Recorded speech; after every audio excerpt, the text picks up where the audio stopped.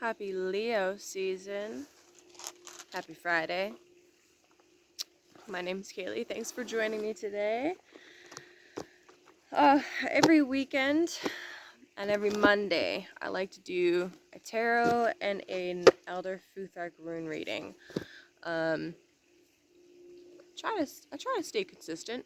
There's definitely some days or some weeks where I just don't get to it. But yesterday actually was the beginning of Leo season. Rawr. Prepare for the drama, my friends. Prepare for the drama. I asked this in my rune reading. Are you ready to stand up for your individual sovereignty? Are you ready to fight for that? Or are you going to conform to the collective? This is actually a theme of the Leo-Aquarius axis, polarity. Leo is the sign of the king. It's the sun's sign. Leo's about expressing from the heart space.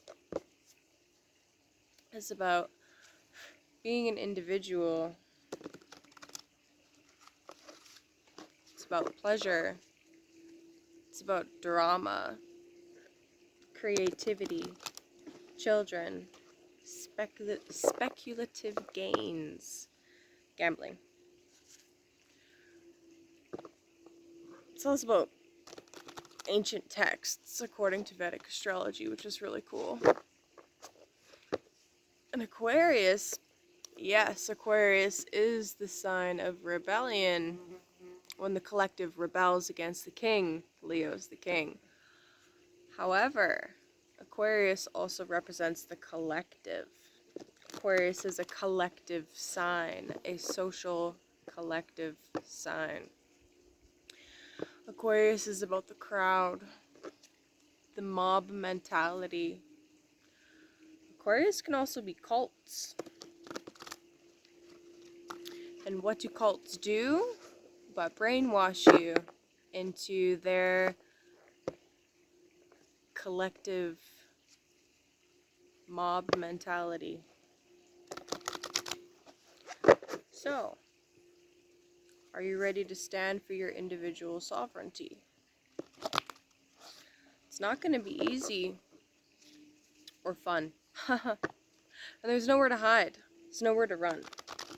You can't just run away to an island somewhere and hope it doesn't touch you. You can't just escape to a different realm.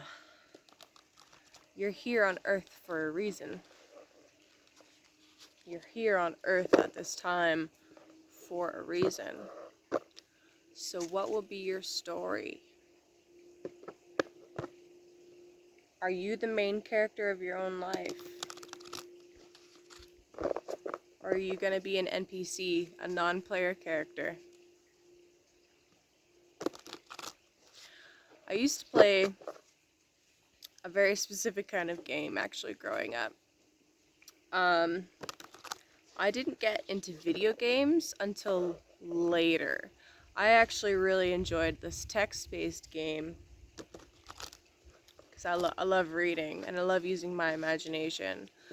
So essentially it was like D&D, but all text on the computer.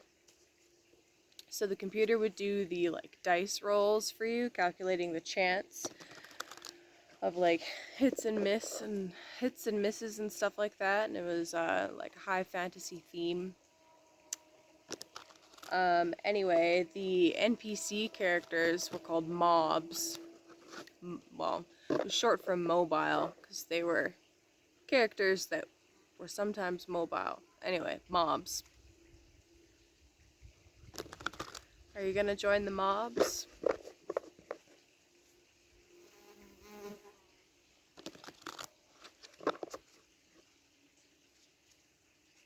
Or are you a main character? Are you a unique character? It's a good fucking question.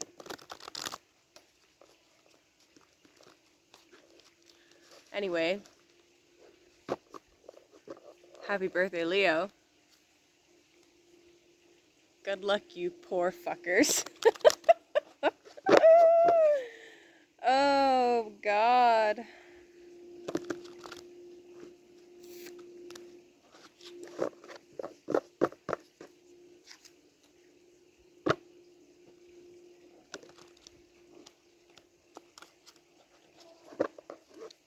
Alright, I think I'm ready. Say a quick prayer, though.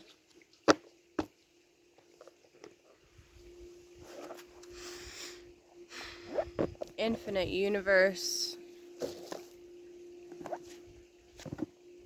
source, thank you for today.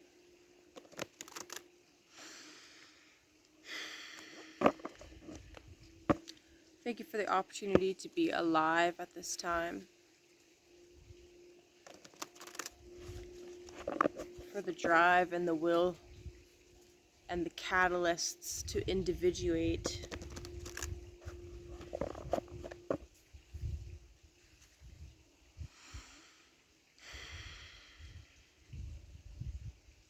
Please allow me to to tap into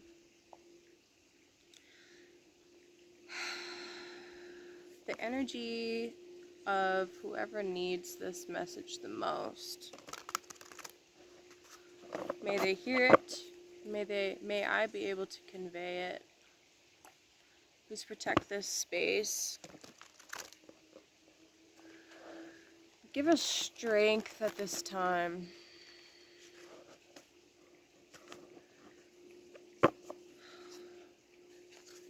Help us to see our inner fortitude. Wow. Help us to see our inner fortitude. The inner fires that burn, that allow us, that assist us in getting through these crazy times. Please help to inspire anybody that is ready to stand up, to stand up.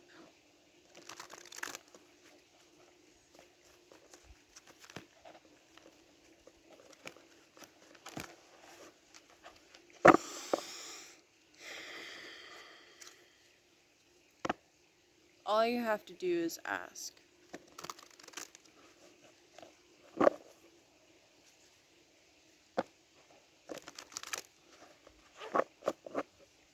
Protect this space while I read.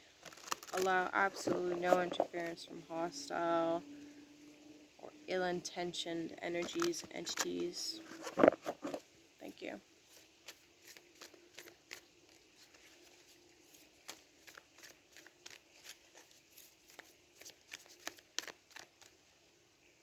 Three cards for the weekend. Okay, that one. The Two of Pentacles. Two of Pentacles is the first deacon of Capricorn.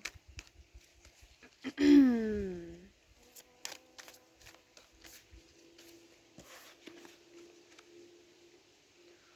are two options weighing very heavily. And you're not happy about the fact that you have to make this choice, but you do in fact have to choose a direction. You can't sit on the fence forever, and you can't sit on the fence now.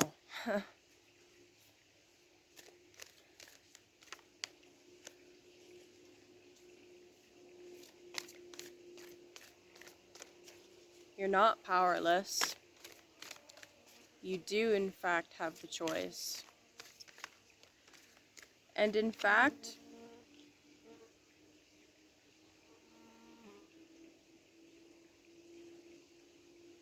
you're deeply supported to make this choice. to choose which seed you're going to sow. And until you make the decision, it's going to be a rocky ride.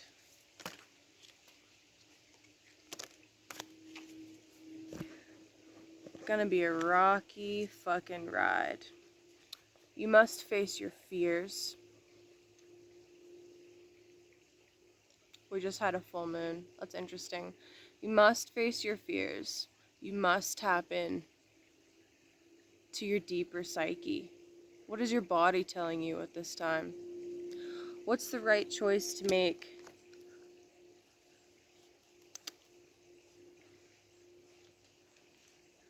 And are you choosing out of fear of the consequences?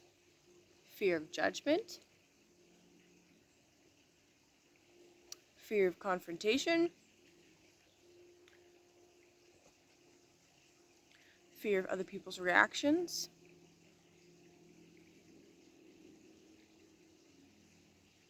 The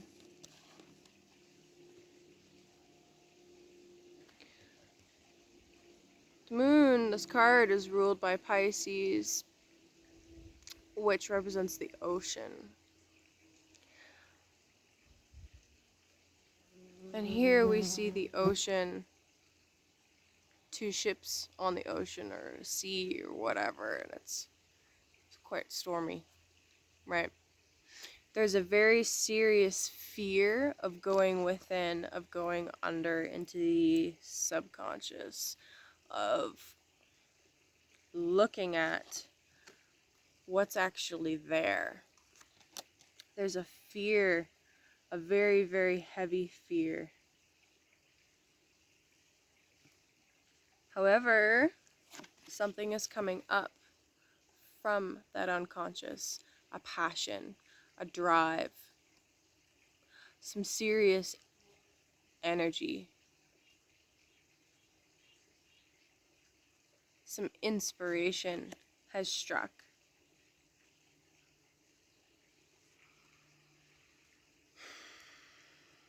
A belief in something higher, maybe. A belief in a cause bigger than yourself.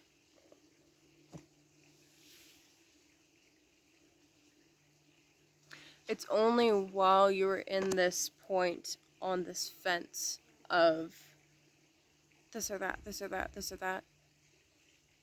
Which way is the right direction? How can I maintain control of every little aspect of this thing? How can I get exactly what I want out of this situation? How can I make this outcome shaped to how I want it to be? You're not going to be able to. You have to surrender. Surrender control.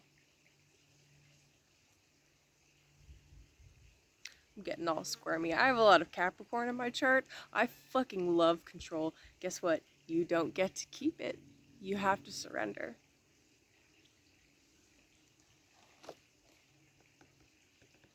It's probably what you're afraid of.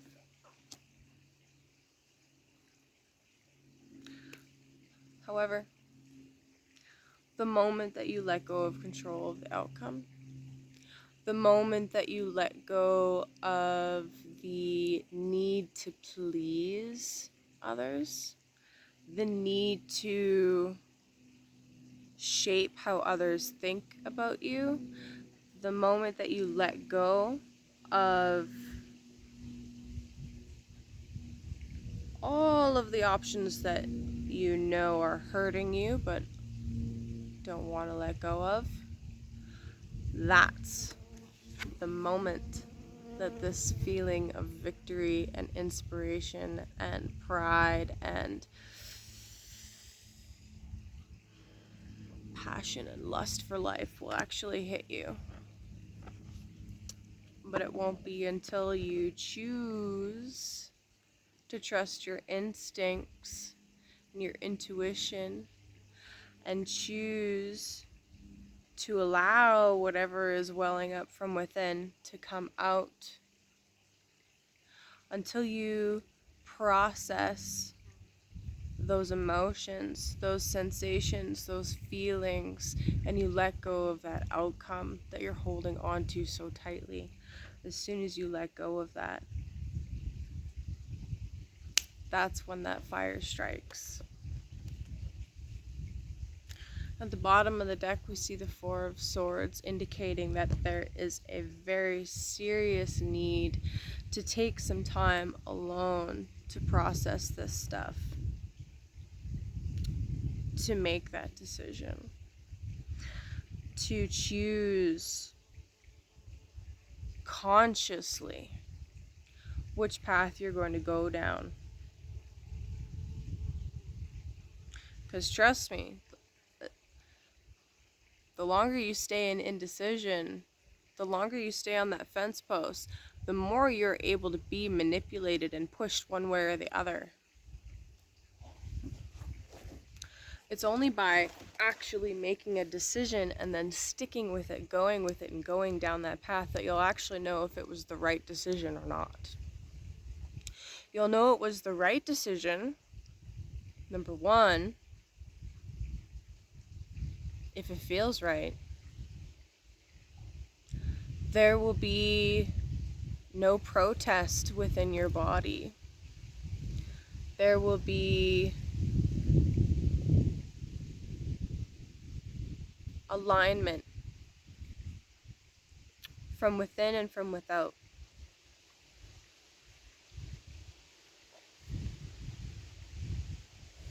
You will know it's the wrong decision. You will know it's the wrong decision.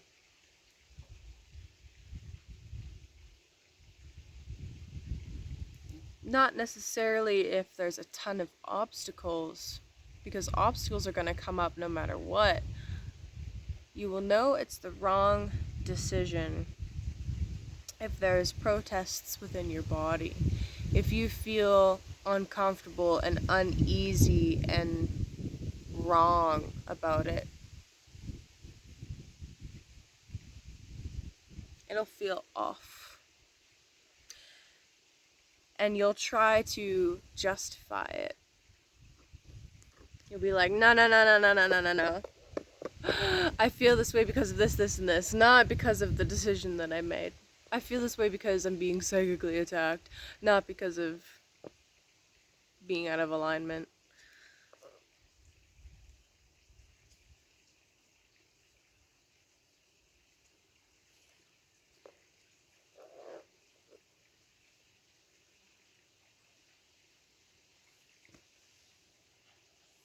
You might feel really muddy right now.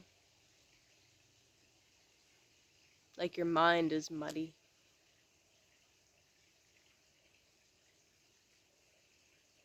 And as long as your attention is split between two projects, options, paths, groups, outcomes, as long as you're investing and divesting energy into multiple things, it's going to continue to stay muddy. It's going to continue to stay unclear, dispassionate. So, take a bit of time for some deep contemplation, to get clear with yourself, and to make a choice.